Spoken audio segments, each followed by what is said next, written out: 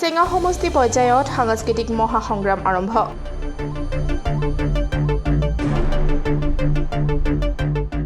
সমগ্ৰ ৰাজ্যৰ লগতে বৰপেটা জিলাতো চলি আছে অসম সাংস্কৃতিক মহাসংগ্ৰাম।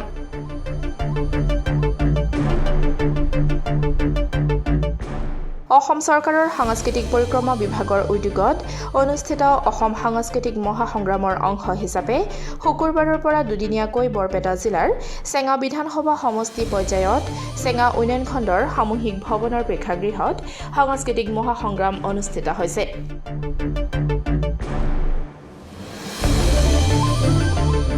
সাংস্কৃতিক মহাসংগ্ৰামৰ অনুষ্ঠানটোত বন্তি প্ৰজ্বলন কৰি কাৰ্যসূচীৰ শুভাৰম্ভ কৰে চেঙা ৰাজহ চক্ৰৰ চক্ৰ বিষয়া ৰীমা কৌশিকে।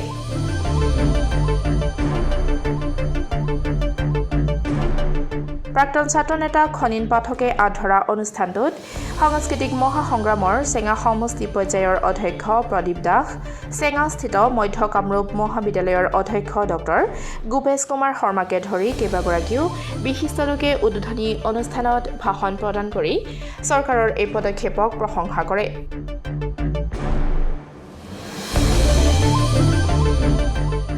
উল্লেখ্য যে গাঁও পঞ্চায়ত আৰু পৌৰসভা পৰ্যায়ত উন্নীত হোৱা প্ৰতিযোগীসকলে সমষ্টি পৰ্যায়ত অনুষ্ঠিত এই সাংস্কৃতিক মহাসংগ্ৰামত অংশগ্ৰহণ কৰা বুলি জানিব পৰা গৈছে।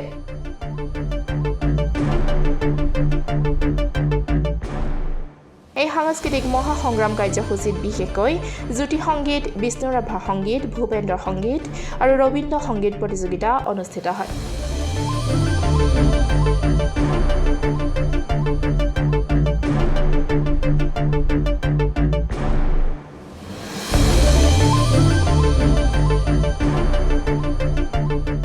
প্ৰথমতে মই সাংস্কৃতিক মহাসংগ্ৰাম আৰু খেল মহাৰণ এই দুটা অভিলাষী আঁচনিৰ জৰিয়তে অসম চৰকাৰে অসমৰ গাঁৱে ভূঞে চহৰে নগৰে ৱাৰ্ডে লুকাই থকা সুপ্ত প্ৰতিভাক ছাত্ৰ ছাত্ৰীসকলৰ সুপ্ত প্ৰতিভাক বিকশিত কৰাৰ যি মন বান্ধি এই দুটা অভিলাষী আঁচনি আৰু সৃষ্টিশীল আঁচনি ৰূপায়ণ কৰিবলৈ আগবাঢ়িছে। এই কথাৰ বাবে মই এই সমষ্টি পৰ্যায়ৰ এগৰাকী বিষয়ববীয়া হিচাপে মই অসম চৰকাৰক আন্তৰিক কৃতজ্ঞতা আৰু ধন্যবাদ জ্ঞাপন কৰিছোঁ আৰু আশা ৰাখিছোঁ যে মানৱ জীৱন সম্পূৰ্ণ হ'বলৈ হ'লে সাহিত্য, সংস্কৃতি আৰু খেল এইকেইটাক বাদ দি মানৱ জীৱন সম্পূৰ্ণ নহয় বা অসমীয়া সমাজ জীৱন সম্পূৰ্ণ নহয় বা অসমীয়া জাতীয় জীৱন আগ নাবাঢ়ে। গতিকে এই ক্ষেত্ৰত অসম চৰকাৰে যি ইচ্ছা আৰু লক্ষ্য আগত ৰাখি এই সংগীতৰ মহাসংগ্ৰাম আৰু খেলৰ মহাৰণ এই দুইটা আঁচনিৰ জৰিয়তে অসমৰ গাঁৱে ভূঞে চহৰে নগৰে অখ্যাত অঞ্চলত লুকাই থকা ছাত্ৰ ছাত্ৰীসকলৰ প্ৰতিভাক আগবঢ়াই বিকশিত কৰাৰ যি লক্ষ্য লৈছে, এই লক্ষ্যই ছাত্ৰ ছাত্ৰীসকলৰ অংশগ্ৰহণৰ জৰিয়তে এই লক্ষ্য নিশ্চয় সাকাৰ ৰূপ ল'ব। এই কথা আমি গভীৰভাৱে উপলব্ধি কৰোঁ। আৰু আজি চেঙা সমষ্টি পৰ্যায়ত আজি আৰু অহাকালি আমি দুদিনীয়া কাৰ্যসূচীৰে এই সংগীতৰ মহাসংগ্ৰাম কাৰ্যসূচী আমি আৰম্ভ কৰিছোঁ। আজি প্ৰথম দিন, আজি আমি গানৰ প্ৰতিযোগিতা আমি ইয়াত আৰম্ভ কৰিছোঁ। অহাকালিলৈ আমি নৃত্যৰ প্ৰতিযোগিতা আৰম্ভ কৰিম। আৰু এই সংগীতৰ মহাসংগ্ৰাম প্ৰতিযোগিতাখনি 6টা ইভেণ্টত আৰম্ভ কৰিছিল। যোৱা 10 নৱেম্বৰৰ পৰা আৰম্ভ হৈ 20 নৱেম্বৰত এই কাৰ্যসূচীৰ অন্ত পৰিব। আজি 15-16 তাৰিখে চেঙা সমষ্টিৰ ভিত্তিত আমি এই প্ৰতিযোগিতা আৰম্ভ কৰিছোঁ।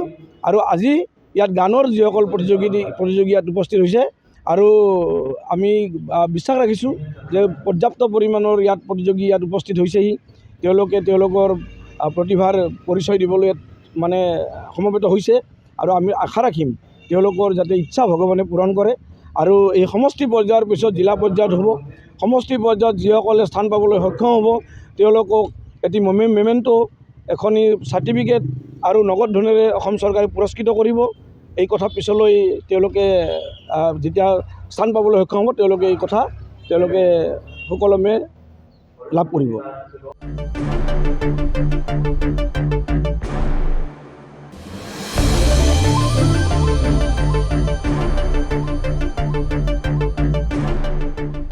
News desk report democratic Assam.